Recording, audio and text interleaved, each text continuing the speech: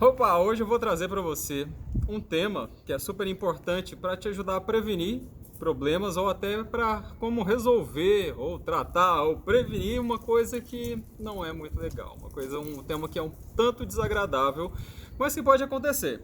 Então vamos lá, vou te dar alguns exemplos, vou te mostrar detalhadamente. Olha só, por exemplo, essa plantinha aqui. Tá vendo? A ponta do galho bem apodrecida. É um problema que pode começar aqui pelas folhas, a folha vem apodrecendo, chega até o galho e esse apodrecimento começa a descer por todo o galho. Você pode perder o galho inteiro, esse apodrecimento pode chegar até o caudex e você pode perder a sua rosa deserta inteira. E tem vários tipos de apodrecimento de galho. Esse aqui é um dos mais agressivos que existem. E se existem vários tipos, é porque existem vários agentes, vários micro-organismos, no caso aqui um fungo, que é o causador dessa doença. Vou te mostrar um outro exemplo aqui, ó. Esse aqui é um galho enraizado e também está acontecendo aqui nas pontas, tá vendo a pontinha? Mas aqui foi um pouco diferente, olha só. Pegou bem no meio do galho, provavelmente começando por essas folhinhas aqui, e foi então atingindo o galho aqui bem no meio, e aqui não tem como salvar. Eu poderia até tentar salvar essa pontinha aqui, mas não vai valer a pena. Tá vendo a diferença de coloração? Essa aqui é um dos principais indícios que mostram o que está acontecendo aqui. E eu tenho mais uma outra aqui, olha só. Essa aqui está um pouco diferente. Ela está bem mais lento o processo, não está tão agressivo quanto essa daqui, mas ela é um pouco perigosa também, porque olha só, pegou um galinho aqui embaixo, bem próximo do caudex. Então você precisa entender que tem uma forma que é muito agressiva, que desce rapidamente, pode matar a sua planta. Tem uma outra forma que é mais lenta. Então eu vou te explicar melhor por que que acontece, como é que você faz para entender melhor essa doença. Eu sou Luciano Lajovic, aqui do canal Rosa Deserto Goiás, e antes de eu te contar todos os detalhes, como é que você faz para tratar, prevenir e resolver esse problema aí na sua coleção, observa se você está inscrito aqui no meu canal, já deixa o seu like e vamos lá para conhecer esse problema, como é que a gente faz aí para tratar, como é que a gente faz para prevenir. E para ficar ainda mais claro para você, já falei aqui que existem formas diferentes, existem micro-organismos diferentes que podem causar essa doença. Em geral, eles são fungos e é muito mais comum de acontecer isso na época da chuva. Eu acredito que essa aqui não é uma doença tão comum assim, pelo menos eu não vejo tantas pessoas reclamando desse tipo de problema, inclusive aqui na minha produção é bastante raro de acontecer. E quando acontece, é por causa de uma situação muito específica que eu tenho por aqui. Quais que são elas? Quando as plantas estão no chão, então essas plantas que você está vendo por aqui, que estão nas bancadas, praticamente isso não acontece, acho que no meio de 500 plantas que eu tenho por aqui aconteceu em uma única, agora nesse período de chuva, enquanto que as plantas que estão no chão, já te mostrei 3 aqui. Então esse é um dos primeiros detalhes. Tem que estar na época da chuva, acontece com mais frequência, e se estiver no chão, o que acontece? Se você já molhou ali o seu quintal, as suas plantas com a mangueira, e se você estiver descalço, já deve ter percebido que às vezes a água bate ali no chão e espirra de volta ali na sua canela, umas gotinhas de água, umas gotinhas de barro. Se estiver com tênis branco, você já viu que fica feio ali, vai ficar bem sujo o tênis.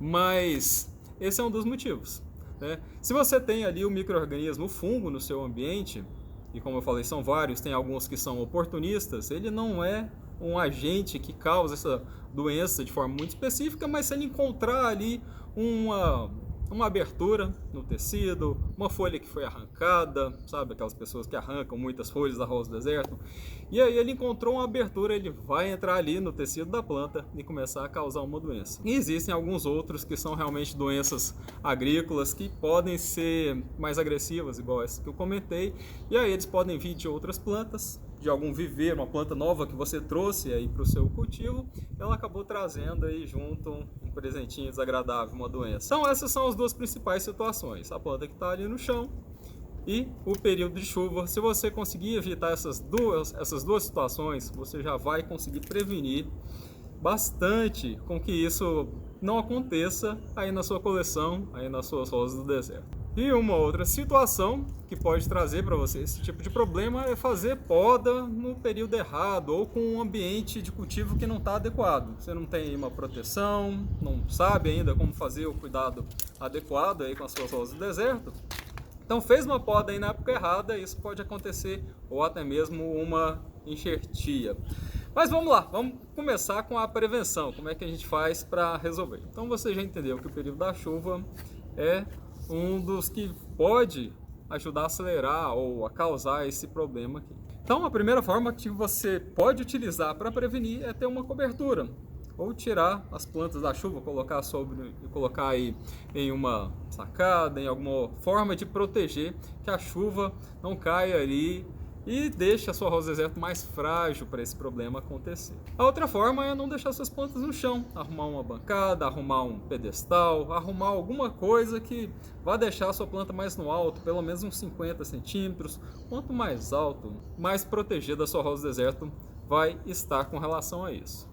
E o terceiro ponto, que é um dos mais importantes para evitar isso aí no caso do nosso manuseio, do nosso cuidado, da nossa poda, é nunca deixar portas abertas, cortes na sua rosa deserto. Então fez um corte, cobre ali com cola, ou simplesmente a planta que passou por algum tipo de processo como esse, enxertia ou de poda, não deixar na chuva de jeito nenhum. Você pode até pensar, nossa Luciano, então a chuva é terrível para a rosa deserto. E você precisa entender que isso está muito relacionado com a região. Algumas pessoas no país, algumas regiões conseguem cultivar arroz do deserto a céu aberto. Aqui em Goiânia mesmo é possível, só que tem algumas consequências, tem alguns cuidados especiais que precisam ser realizados aí para isso não acontecer. Inclusive você vai ver a Cris, ela está cuidando das rosas do deserto ali no fundo, ela está fazendo uma adubação por ali. E todos esses cuidados, a gente ajuda a rosa deserto a ficar um pouco mais forte, um pouco mais resistente, e esses cuidados são relacionados com cada região do país. Algumas pessoas vão precisar obrigatoriamente de uma estufa e outras não. Então é por isso que você precisa entender muito bem como é o clima da sua região, como o clima afeta a sua rosa deserto. Inclusive, lá no método RDG, é um método que eu tenho, a forma como eu cuido das minhas plantas e eu ensino. Eu tenho uma parte bem detalhada sobre essa forma de cuidado com o clima, como é que a pessoa faz para entender o clima. São várias aulas com relação a essa parte, até como é que a pessoa faz para criar o próprio calendário de cultivo. Mas aí já é um tempo bem mais detalhado, um tempo bem mais próprio para a pessoa aprender a cultivar de uma forma às vezes até profissional mesmo. Então, se por acaso esse problema já aconteceu com você, ou você quer estar preparado, prevenido para tratar se isso acontecer, vamos lá entender como é que é a forma de tratamento.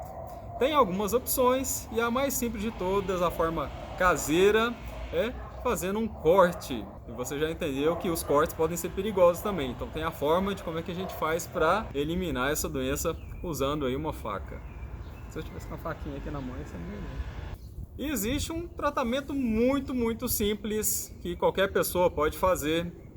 É claro que vai depender aí do tamanho do seu problema. Se você tem muitas plantas ou são poucas plantas que estão nessa situação, e até mesmo a posição do galho aí. Então se for uma posição como essa daqui, que está bem fácil de cortar, bem simples, você vai simplesmente observar onde é que tem uma mudança de coloração no galho, observando bem e de perto, né? Talvez você não consiga ver, deixa eu ver se eu corto e te mostro agora.